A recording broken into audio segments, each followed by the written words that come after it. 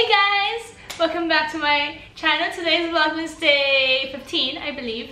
And I'm going to be talking about the GRE because people asked about this. No one on my channel actually asked, but like my friends have been asking me. Like everyone and their mother is asking me about the stupid GRE. So next time someone asks me about the GRE, I'm going to send them this video. So first thing you need to know, do I need to take the GRE? If you're asking yourself this question. And the question is, do you want to go to grad school? Short answer is yes.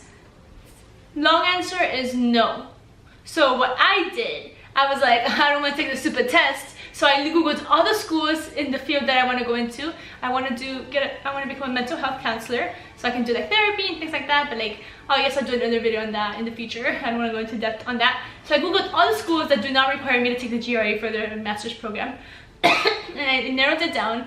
And then I was like, well, there's two schools that I want to go to that require the GRE, so I'm going to take it anyway. So if you're going into a master's or a PhD program, most likely, if you're going into like med school or like pharmacy school or like dental school or things like that, you don't need the GRE. They have their own specific tests, but for most master's programs you do.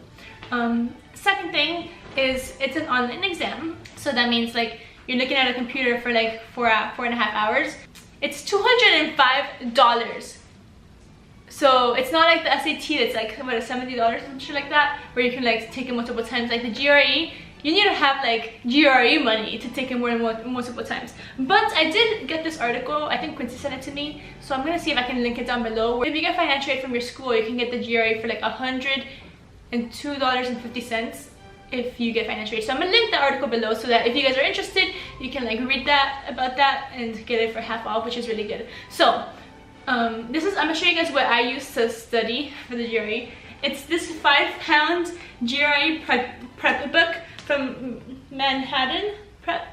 I just looked at the reviews for it on Amazon, and like it looked like the best thing. It's like huge, and also when you pay for the GRE online, they sometimes offer a free like practice test. So I would definitely recommend that you guys get that when you get the pay for the actual exam online.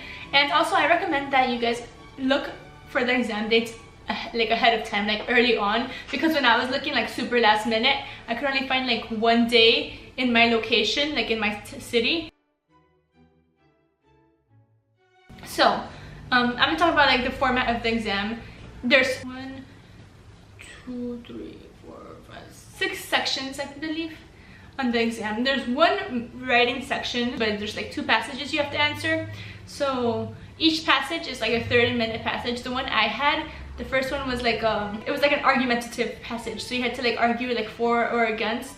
And I was saying something like, should we look at what the youth is doing to see like influence, or like to see trends or something like that, something like around those lines. I don't remember exactly what the passage was.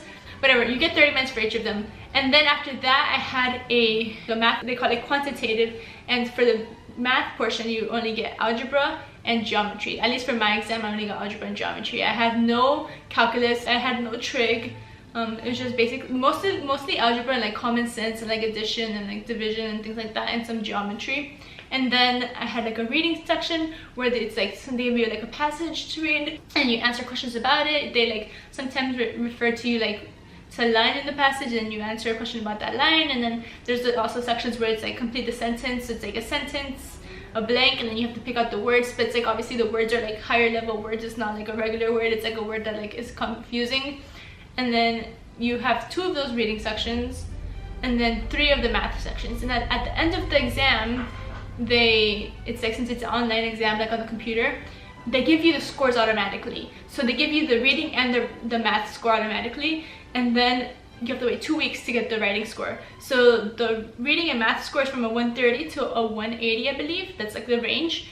And then the writing is from a 1 to a 6 range. So I believe that a competitive score, like if you add them all up, would be a 300 on everything together. So like if you get like a 150 on the reading and 150 on the math, and then like a 3 on the writing, then that's like 303, and then that's like really a good competitive score. And then once you're done with your exam, you get the option to send the scores to 5 schools, like a total of 5 schools. And I completely, like, this is a tip, I recommend sending the scores to schools test day, because if you don't send them to schools on test day, then like you have to pay $27 per school. $27 per school. That is ridiculous. After you pay $205 for this exam, you gotta pay $27 extra if you decide to send the scores like past the test day, which sucks. So I sent all my scores like on the test day, and it kind of sucks because when you're sending it out, they like ask you for the school ID. So like they have like, you know, each school has like a code that they use for like, I didn't know that stuff, so I had to search it up by school, like school name, and then like they ask you when you're trying to submit it, like what program or what like college in the university you want, like you're applying to, and it's like really confusing. So like if you can and you know what schools you're applying to, I would also recommend that you know like the school code for the like GRE like testing stuff, so that it's like really easy for you to submit the scores to them. I mean, you could always pay the $27 after, but I'm just trying to save you a nice penny, because if you're applying to grad school, you're paying for the GRE, you're paying for the transcripts, you're paying for applications, you're paying for all this extra stuff. So like, I don't know if you want to pay $27 per school, that's on you. But okay, now let's talk about test day. So if you're going to go take the test at a testing center, obviously, no, you can't wear any jewelry. So you can't wear a watch, you can't wear earrings, you can't wear rings. The only jewelry you can wear is like a wedding band or like a wedding ring. It's just like, it's super intense. Like you could barely wear like a jacket. Like it has to be like, it can't be like an outer jacket, like a leather jacket or anything like that. It has to be like an outer jacket, and they like check you so profoundly. Like it was like a hair away from like those police checks where they like make you take your pants down and squat and like show them your asshole. Like that's so like it was literally close to that. Like it was so intense. She was like, lift your arm, lift your sleeve up, lift your other sleeve up, put your hands in your pocket, push your pockets upside down, lift your pants leg up. Like it was just like it was so intense. Like take your glasses off, let me see your glasses, like put your hair up. Like it was just like so intense for like this exam. Like I don't know, it's just ridiculous. Like I mean, I understand why, but like I had never been like screened like so much for an exam. I don't know, it was weird. So yeah, so if you're gonna go to this exam, what I would recommend to wear would be like sweatpants or leggings if you're a girl. You can wear leggings. If you're a boy, you can wear sweatpants, or you can wear whatever you want if you're a boy, because like fuck gender stereotypes. Like what? You can wear whatever you want. You can wear like a t-shirt and then like a hoodie, or not a hoodie, like a zipper jacket, just like a regular like soft jacket. Like don't wear like a heavy ass jacket. If it gets hot, you can take your jacket off and put it on your chair. If it gets cold, you can put it on. Just practice like the math and the vocabulary words, so like know your like words, because that's like something that's like harder. I think the biggest issue was that each section is 30 minutes, so like you get like 30 minutes to do like 20 math questions, and it's like algebra and all this other stuff, so it's like a little bit hard. And then you get like 30 minutes to read like 3 passages. I mean, they're like short passages, but you still have to read it and then like think about it. So that's like the hardest part. It wasn't that bad. Like besides the length between each section, you get a 60-second break. You can't get up from your seat, but you can like take 60 seconds to just like breathe, relax. You don't have to take the break if you don't want to. You can just skip on to the next section. And then between because there's 6 sections total. After the first 3 sections, you get a 10-minute break where you can like choose to take it or not. You can just sit there if you want, or you can get up and go to the bathroom and like have a snack or whatever, and then or you can just skip it. I didn't take my break because I was like, fuck this, I'm trying to get out of here. I'm trying to like have food. I don't want to deal with this shit no more. Also, when you get there, if you're like have personal items like a purse or something, they give you a locker.